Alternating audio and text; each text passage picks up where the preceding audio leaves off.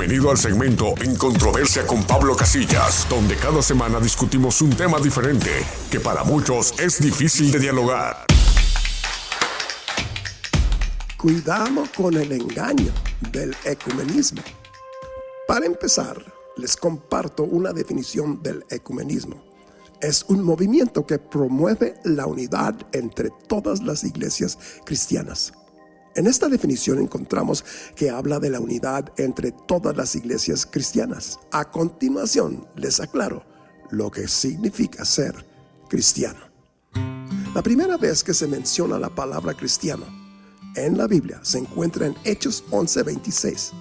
Así dice: y se reunieron todo un año allí en la iglesia y enseñaron a mucha gente, y los discípulos fueron llamados cristianos por primera vez en Antioquía.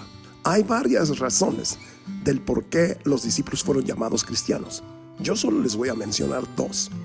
Los discípulos fueron identificados como cristianos porque sus vidas reflejaban a Jesús y se conducían y vivían basándose en la doctrina de Jesús, el Evangelio.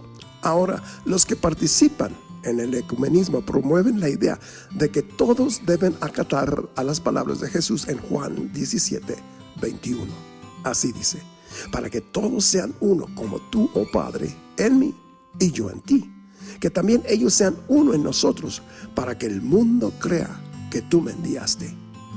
Con mucha tristeza les comunico que este verso ha sido asimilado dentro de todos los miembros de grupos ecuménicos que se han rebajado aceptando un evangelio diluido con el fin de lograr unidad y cooperación entre las distintas instituciones religiosas, aunque tengan que sacrificar verdades de la sana doctrina. Te doy un ejemplo. Dentro del ecumenismo, si quiero la unidad interreligiosa, debo tratar únicamente los temas o doctrinas que nos unen. Les advierto, eso es lo que el apóstol Pablo llama yugo desigual en 2 de Corintios 6:14. Me preocupa mucho que cada día me doy cuenta que hay más iglesias evangélicas que poco a poco van aceptando la idea de que la iglesia católica es una institución cristiana. Pues no. Una idea muy popular en el catolicismo es que promueven la idea a Jesús por medio de María. En 1 de Timoteo 2:5 leemos: porque hay un solo Dios y un mediador entre Dios y los hombres, Jesucristo hombre. Si acepto la idea a Jesús por medio de María, eso sería descalificar que solo hay un mediador entre Dios y los hombres, tal como acabamos de leer en 1 de Timoteo 2:5. Dentro del escenario de las iglesias protestantes existen varias denominaciones. ¿Qué es lo que une a las diferentes denominaciones evangélicas protestantes?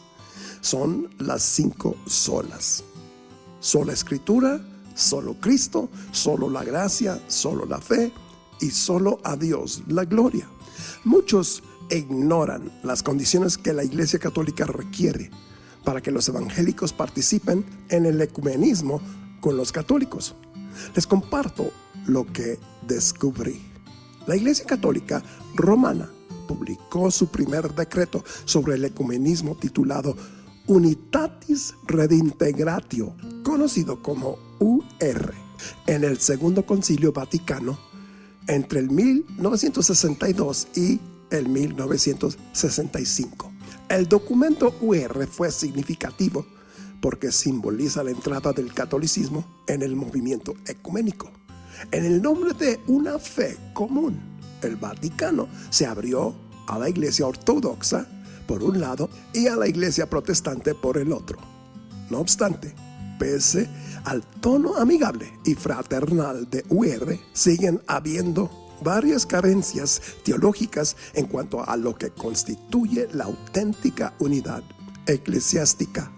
Les comparto 10 puntos doctrinales por las que nosotros los evangélicos no podemos aceptar las propuestas ecuménicas de Roma. La Iglesia Católica requiere que los evangélicos acepten estos puntos para poder ser parte del movimiento ecuménico con la Iglesia Católica. Debemos aceptar que Pedro es la cabeza de los obispos, que la iglesia depende de la sucesión apostólica, que la unidad plena está en Roma, que los hermanos separados no gozan de la verdadera unidad, que el cristiano es justificado por su fe en el bautismo, que la conversión del cristiano es base del ecumenismo. Y luego también debemos de aceptar que el ecumenismo está por encima de la teología. También debemos aceptar que la Trinidad y la Cristología sean considerados como ejes ecuménicos. También nos requieren que aceptemos el papel de María según la perspectiva de la Iglesia Católica. Y el último es que debemos aceptar el lugar de la tradición católica. Si usted no cree estos 10 según la perspectiva católica, usted no podrá participar en el movimiento ecuménico promovido por la Iglesia Católica.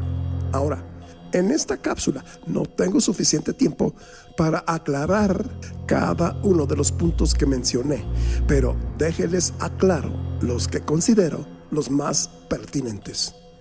En el primer punto, insisten que Pedro es la cabeza de los obispos, o sea, que fue el primer papa. El decreto argumenta que Jesucristo destacó a Pedro entre los 12 apóstoles, sobre el cual determinó edificar su iglesia. A Pedro, Cristo prometió las llaves del reino de los cielos y le confió todas las ovejas. Esto quiere decir que el oficio papal es la presuposición del ecumenismo romano. Si nosotros, los protestantes, no reconocemos el poder del Papa sobre la Iglesia universal de Cristo, no podemos disfrutar de la plenitud de la unidad eclesiástica.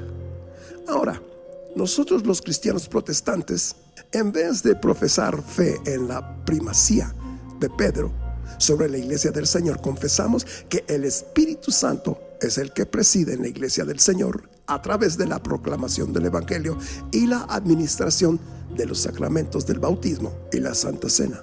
En el quinto punto proponen que el cristiano justificado es el que ha sido bautizado. A lo largo del documento se manifiesta la postura romana de que la persona justificada es aquel que ha sido bautizada en agua. O sea, que son justificados por la fe en el bautismo. Esos quedan incorporados en Cristo, según la Iglesia Católica. Nosotros, los cristianos evangélicos, no creemos que el bautismo conceda la justificación, sino que el bautismo es un sencillo símbolo visible de una realidad interior. La justificación es dada exclusivamente a través de la fe en Jesús. Como dice la Confesión de Augsburgo, no podemos lograr el perdón y la justicia delante de Dios por nuestro mérito, obra y satisfacción, sino que obtenemos el perdón de los pecados y llegamos a ser justos delante de Dios por gracia, por causa de Cristo, mediante la fe. Si creemos que Cristo padeció por nosotros y que por su causa se nos perdonan los pecados y se nos conceden la justicia y la vida eterna, sencillamente la justificación es por la fe. Uno puede ser bautizado en agua sin ser justificado. Otro puede ser justificado sin haber sido bautizado en agua. La justificación no depende del agua del bautismo, sino de la fe depositada en Jesucristo. Bueno, quedan advertidos. El aceptar y participar en el ecumenismo es aceptar un evangelio diluido. Termino con las palabras del apóstol Pablo en 2 de Corintios 6, 14 y 15. Así dice: no os unáis en yugo desigual con los incrédulos. ¿Qué tiene en común la justicia con la injusticia? ¿Y qué comunión tiene la luz con las tinieblas? ¿Y qué concordia tiene Cristo con Belial? ¿O qué parte tiene el creyente con el incrédulo? Hasta la próxima. Que Dios los bendiga.